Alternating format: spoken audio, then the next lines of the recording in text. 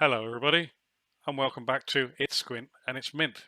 Today we'll show you how to change this by using this into this by just using some simple tools, hammer, socket, sandbag. Please enjoy. So it's quite easy to decide what needs repairing when it's absolutely rotten through, and it's just a case of replacing metal. Now you get something like this and it's pitting. It still feels really solid, so it'd be a shame actually to cut that out and replace the metal on it. So at this stage I'm just going to repair that hole. How do you repair a hole? Well, you put a plate in it and drill a new hole in it, I guess. So I should get some paper. I already have actually. I'll make a template for it. Then I'm going to try and replicate a patch panel. Or replicate that shape as a patch panel. So I'm thinking big socket, sandbag, hammers.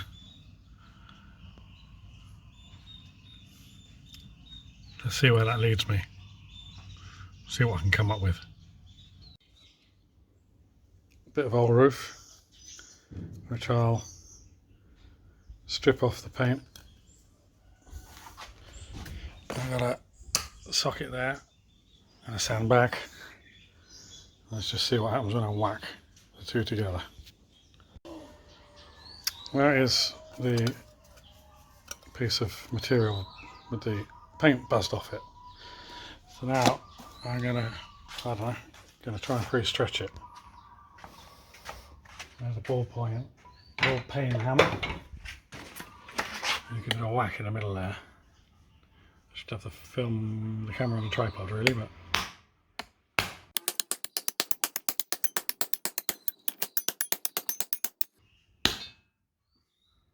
I'm going to get a tripod. Alright, add lip in it here. Let's see what this does.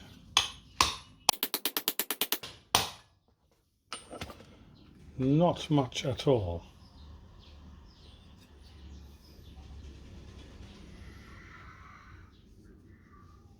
So, try it in the vise.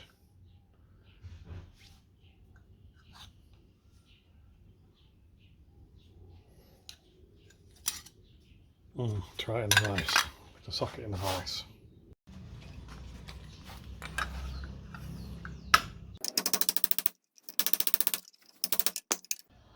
So, the camera just was full, so I carried on while my son went and cleared some memory for me.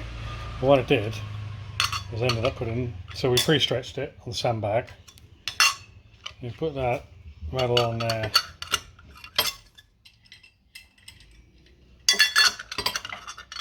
And clamped it down. And then I went round, bent it all down over it. You could turn it, unclamp it, turn it, carry on, bend it all down to get this edge here. And then when that edge came up, took it off and then just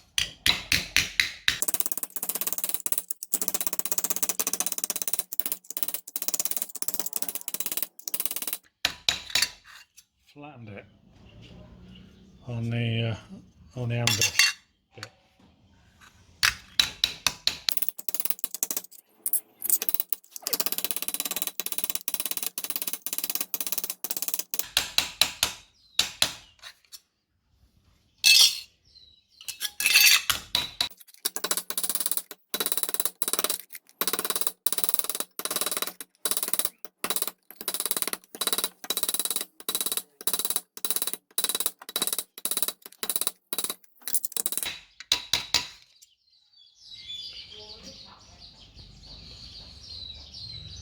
Alright, so I've got a bit of a dome in there which I wanted. It's a little bit rough, so I use the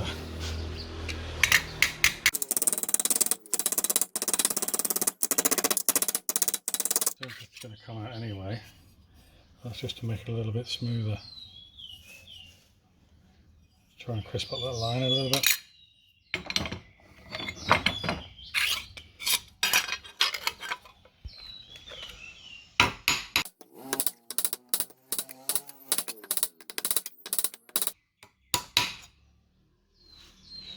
Right, let's go and see what it looks like in the car. It looks about right, I think. It's not exact, but what is with hand bashed stuff.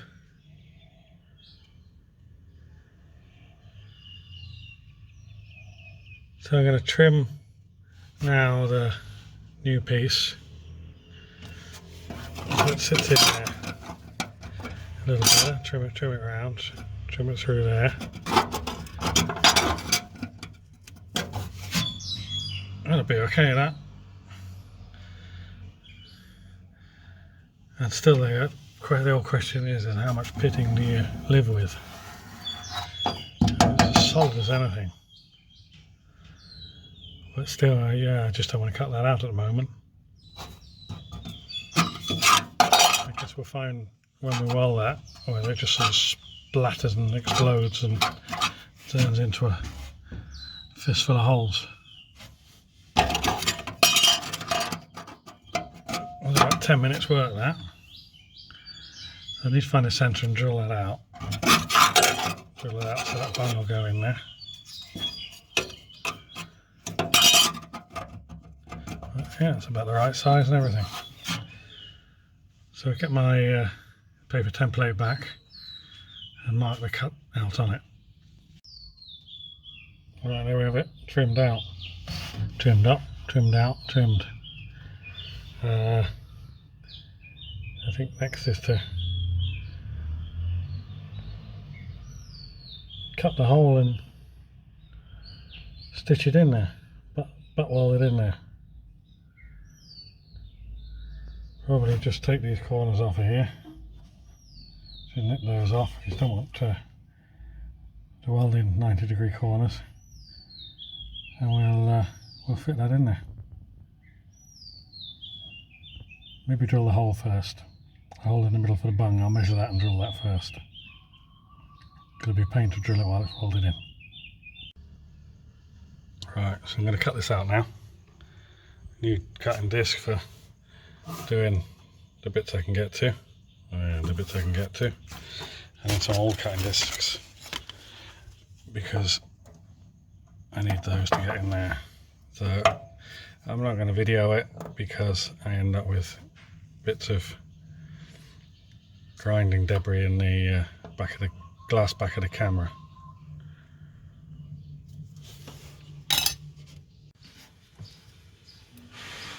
So I've cut most of the way around it now. I'm just going to change the disc out for a smaller one just to get that bit there, and then I use a hacksaw to join the cuts up, because if I just a hacksaw blade, because I think if I try and do it all with the angle grinder, I'll end up with sort of cuts out here which I'll have to then weld up again.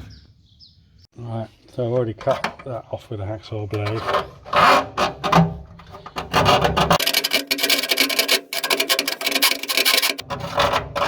Probably should put something on my hands, but I haven't. And actually, that's not through there, so I need to give that another go with the angle grinder. So take that back, it is actually through. I'm just going to bend that off.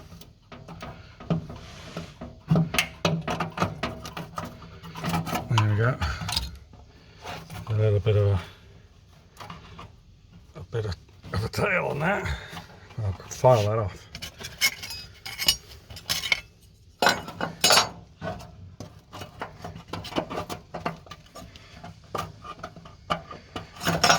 Bit of material to be filed off of there.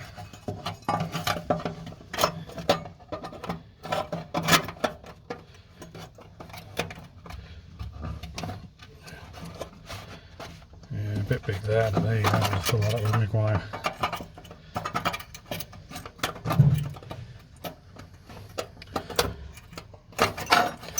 Alright, tied it up with a file first. So that's filed now.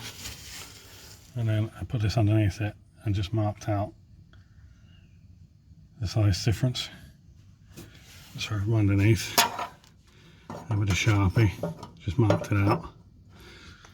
So then if I trim off this excess material, just to the outside of the line, that should fit nicely. So that's almost flush, just a little bit on this outside edge. I've been, well, I just had a bit of a break actually. I just went out and saw the new Matrix film with the kids, so I really enjoyed that. Now back to real life. Okay, so I've been messing around with these magnets and defying gravity, or trying to defy gravity without success. So what I've done is got an old block of wood, chisel out the centre of it and put a jack under it. So, because I'm determined to get this piece in flat, so there we go. I reckon I'm actually ready to weld now. I might just rejig it and slip a couple of lengths of copper that I have under there, which will just help sink the heat when I weld it. So it's weld time. This is new to me welder. Normally I just sort of grab it and stick my head in there and start zapping away. Because this is new to me, I'm going to do a little setup first. I did some test pieces before, so the settings of around the same thickness, so the settings should be close, but this is the exact material that I made the patch out of. So I should just do a couple of spots on there and, you know, see whether it's either going to sit like a piece of bird poo or blow the whole thing apart. So what I do here is have a tapered gap, so it's tight at the top and opens up at the bottom. So when I zap the top, the two bits were close together, the weld was fine. As the gap got bigger, it started blowing holes. So I dialed down the wire feed, kept the volts the same, and moved down the wire feed, and was able to fill those up. So I'm going to do the same thing again now with a lower wire feed setting and see what it gives me. So this is quite a significant gap,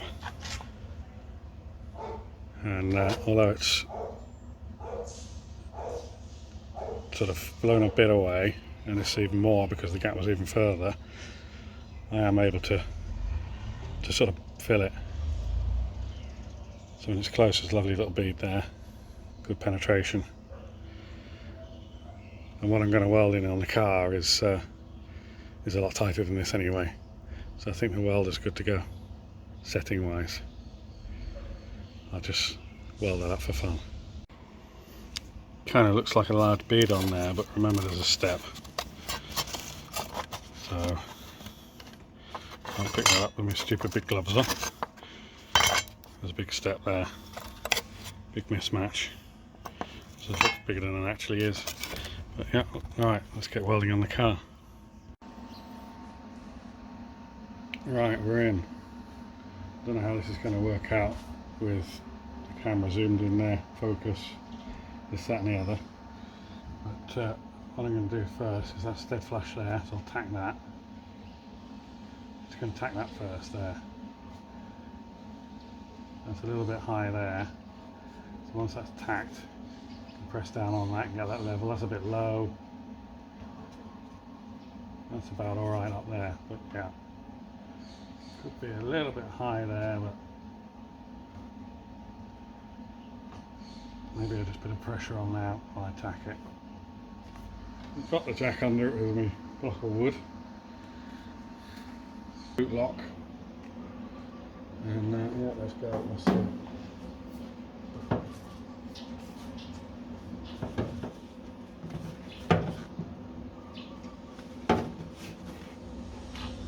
Can't really get your head in there, obviously.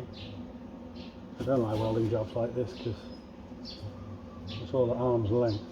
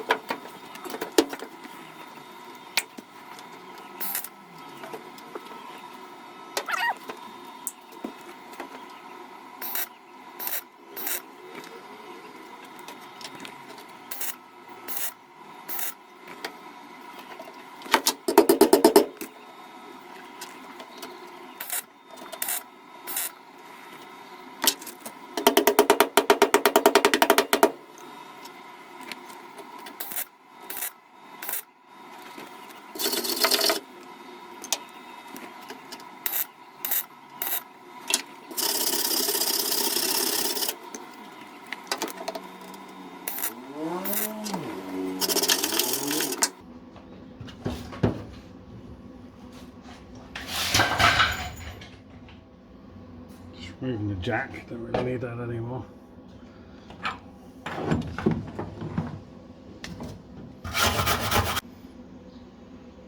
Still not the prettiest, but that's alright. It's in there. So now we'll grind it. It's a real pain to get sort of around and back on yourself. It's just, there's worse places to weld, like up under the dash and stuff like that, but still not the most pleasant. Right, there we are, ground down. A little bit of unevenness.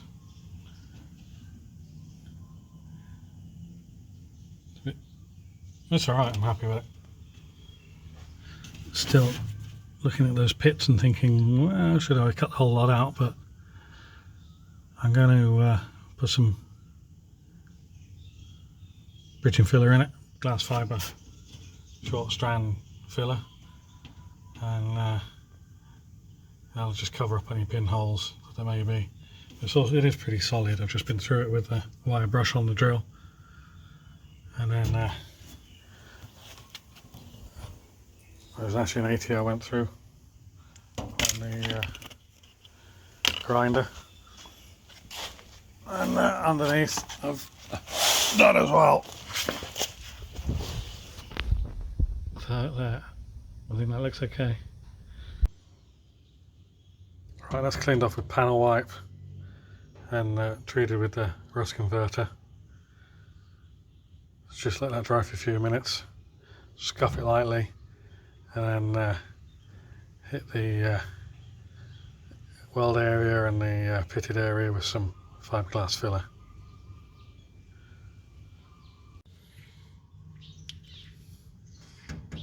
The rust converter's done its work, hopefully.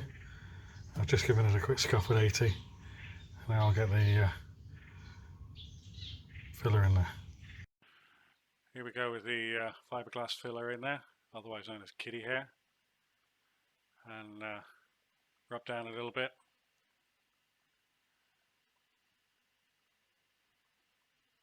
And this one is rubbed down and epoxy primed. Thanks all for watching. Please don't forget to subscribe if you want to see some more.